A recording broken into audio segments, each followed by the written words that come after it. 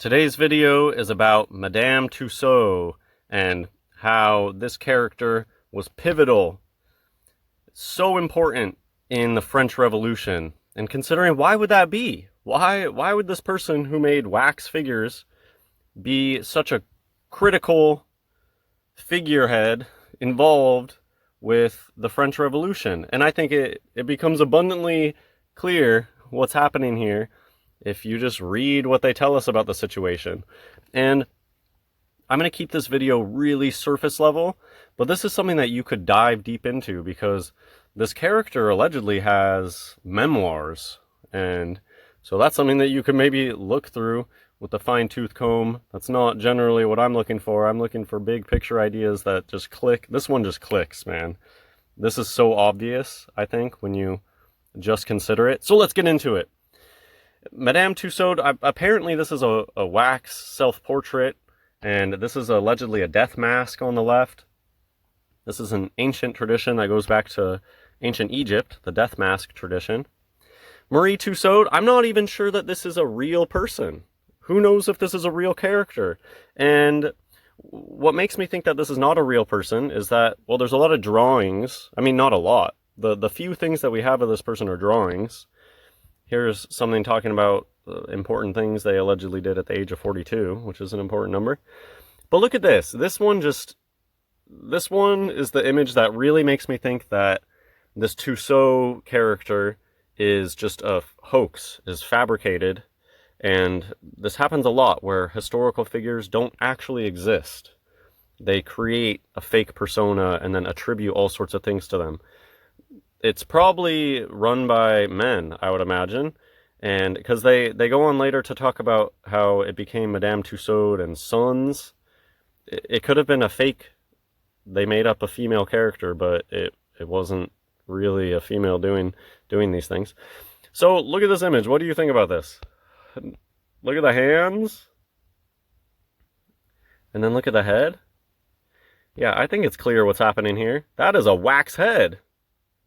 And that's part of the magic, too, to see if they could sell this. If they could sell their wax head character as a real person that is making these wax things, oh man, that is hitting all the marks for the way that these people operate, those in control, to involve the very hoax that they're doing in the thing itself. They like to get meta like that. So, of course, Madame Tussaud could possibly just be a wax figure herself. And I think this picture just is obvious that those are real hands.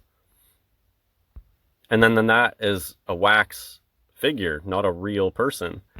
And they like this little kindergarten level magic tricks where somebody sticks their hands and then you pile some clothes on top of them and then stick when you can put your hands behind somebody or you're standing behind them and you stick your hands out and it looks like their hands. Like, that's what this is. And it's obvious to me.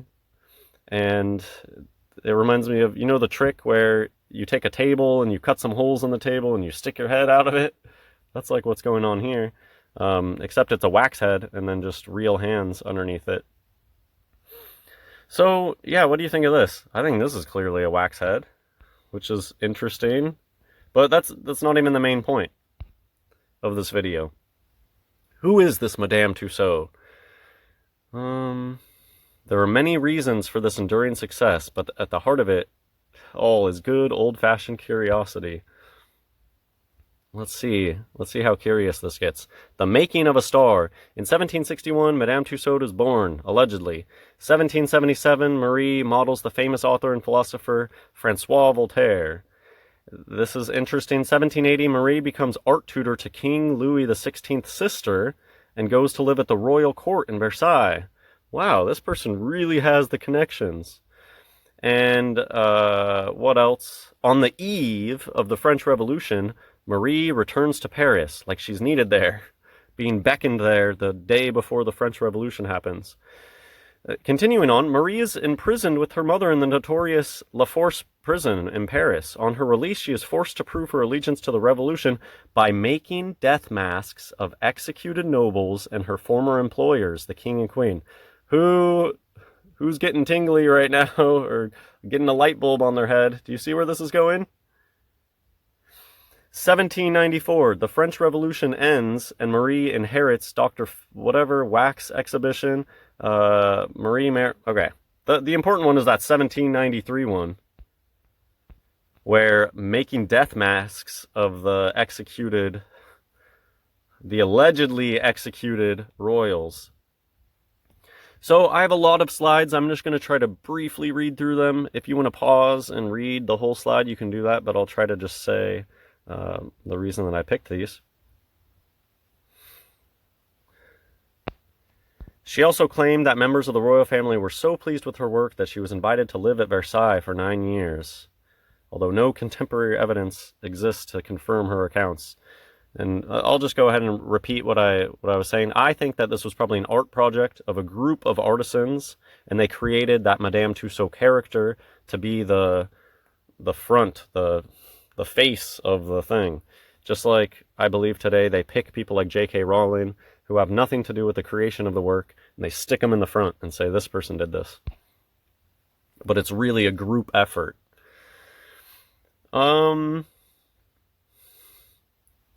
So, I'll just read the second paragraph. Tussaud was perceived as a royal sympathizer. In the Reign of Terror, she was arrested, and her head was shaved in preparation for her execution by guillotine.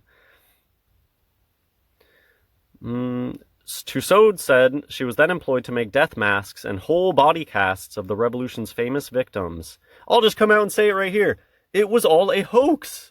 This was a hoax. The French Revolution, the guillotines, was a hoax. Who knows if they actually had public executions, but I imagine if they did, that they were using the realistic wax heads to fool people that they were being guillotined. You put them in the crazy, like the picture I showed where you have the wax head and the arms underneath it.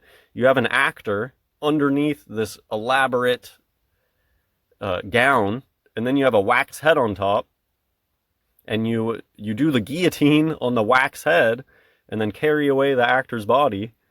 And that's how they staged the French Revolution. They didn't really die. They didn't really allow the people to uprise and take out the nobles. And I'll just say here, maybe, who knows, maybe they figured out the tricks of the people controlling them. And so that's why they staged the elaborate French Revolution, to let them think that they're overthrowing them. But really, they were just dummies. Honestly, it reminds me of the JFK thing was probably a wax. I 100% believe that the JFK thing was a dummy and probably a wax head.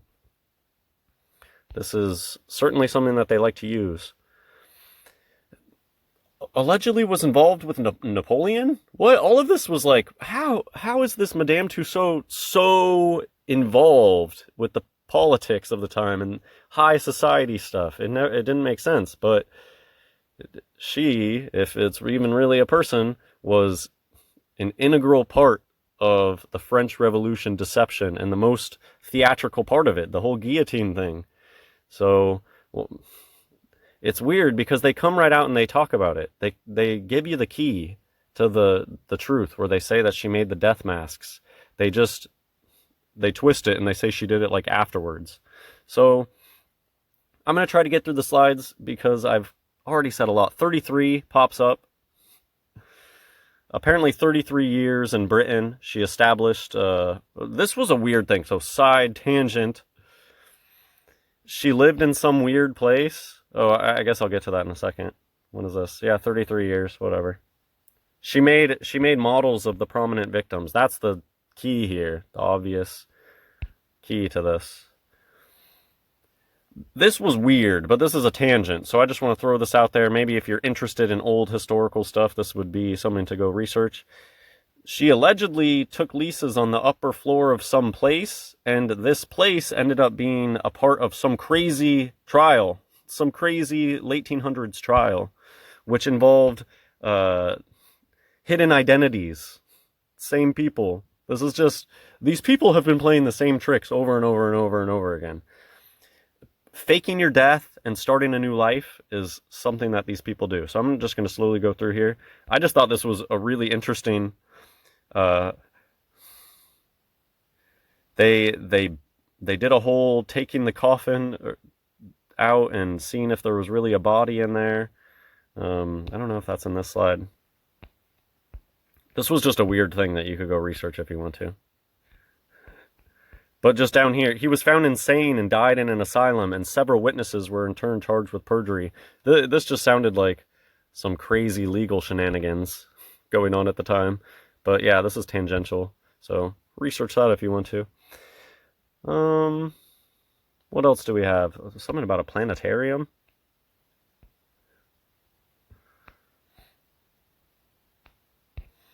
So, I mean, I've mostly said everything that I wanted to say. I think it's just one of those truths that if you put it out there, it's going to really connect with people that the French Revolution was staged, it was a hoax, and this Madame Tussaud character was integral in creating the fake heads that would be chopped off on the guillotine.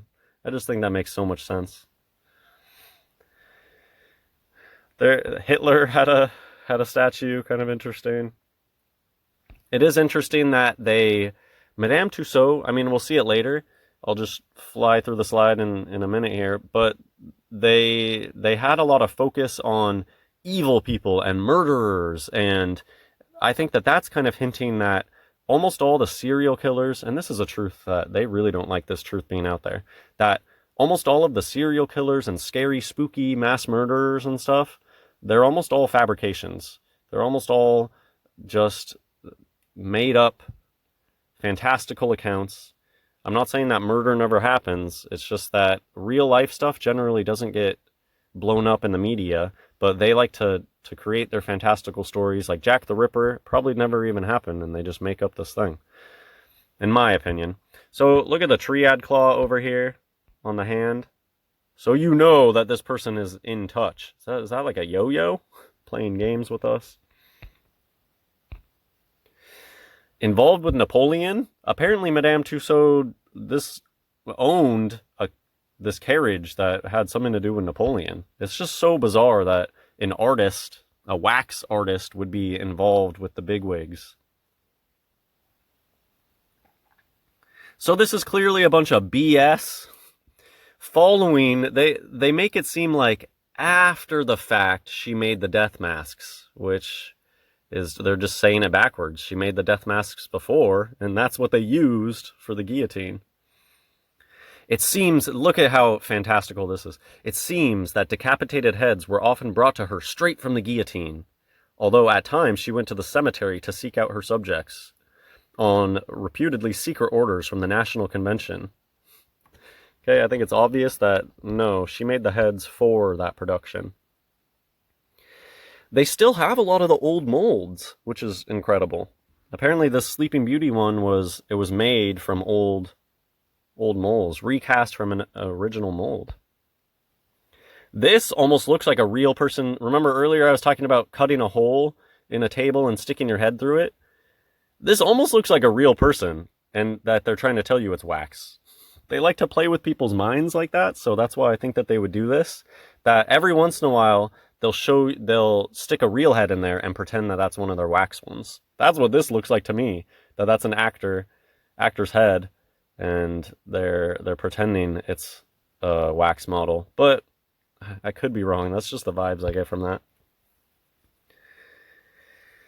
Subversive is an interesting word choice here, but in the beginning it was a subversive. That doesn't make it sound nice. Face-to-face, tete-a-tete. The working scale model of a guillotine. Why is that so connected? Why is the guillotine and Madame Tussaud so connected? There's a reason, and it's the one staring at you straight in the face. They used wax heads for the guillotine. Theatrical displays. She was arrested with the future wife of Napoleon. Man, so I think this is just totally made up. I think that's just a story somebody's telling you about their fake created character. I really believe that this is not a real person, and that it's a group of artisans that, I mean, think of it, it's the way that these days corporations take the fall. Corporations are like an entity that take the fall so that nobody underneath it gets hurt, right? Same thing with if you're going to be subverting history, if you're going to be hoaxing people out and being a fraud and, being a target, you set up your fake target, and the real people behind the scenes can do these things secretly, and I'm sure they still feel, super special. They probably get even more smug about it that they've created a whole fake identity to take credit for all their work. Death masks have been around since ancient Egypt. They are plaster molds of the recently deceased heads, so as the story goes, they know it's just a story. The recently chopped off heads of the French nobility were sent straight to Curtius and Tussaud, and they created lifelike waxworks from them. How does that make any sense? Oh, the queen's head just got chopped off. We better send this immediately to that wax maker. What? How does that make any sense? That's what would happen. Oh, now that the queen just got her head chopped off, immediately send that to the wax maker. What? According to her memoir, she sat at the execution site with the bloody heads on her knees, taking the impressions of their features. What a load of BS. I've said everything I need to say, I believe. I'll just show you the cool images. This is their Chamber of Horrors, which attracted the most, death, gruesome stuff. Has always sold tickets. According to Atlas Obscura, some criminals who were sentenced to the death penalty even donated their own possessions to Tussaud, just so she'd have the most accurate displays. In my opinion, they were giving up their life. This is what a lot of these Freemasonic historical figures do. They retire a character. Sure, I'll give me the death penalty and you can have all my old stuff. I'm going to go become a new person anyways. And that's connected with that tangential thing I said earlier about the whole case. That was a very interesting case. It was like somebody, this is me paraphrasing off of just skimming through it, somebody trying to sue somebody else because they're like, hey, you're not who you say you are. You were my husband and you faked your death and now you became this new person. And they tried to sue them. Very interesting. And imagine way back in the day, in the Wild West days, without the internet following people around everywhere, how easy it would be to just become a new person. And back in the day, mobsters and stuff, you could probably easily get somebody to just go kill some random person and put them in your alleged coffin. Or, your buddy with the morgue, and some poor guy just died. Okay, use his body. And all of that stuff was going on, I'm sure. Tussaud would also purchase memorabilia to display, like the pram used to transport the dismembered remains of the 1890 Hampstead murder victims. Probably all a hoax. The Crime Club, CC33. They are quite the crime club, aren't they? This one's creepy. What a cool old world building. Man, that building looks ancient already. That is an ancient looking building.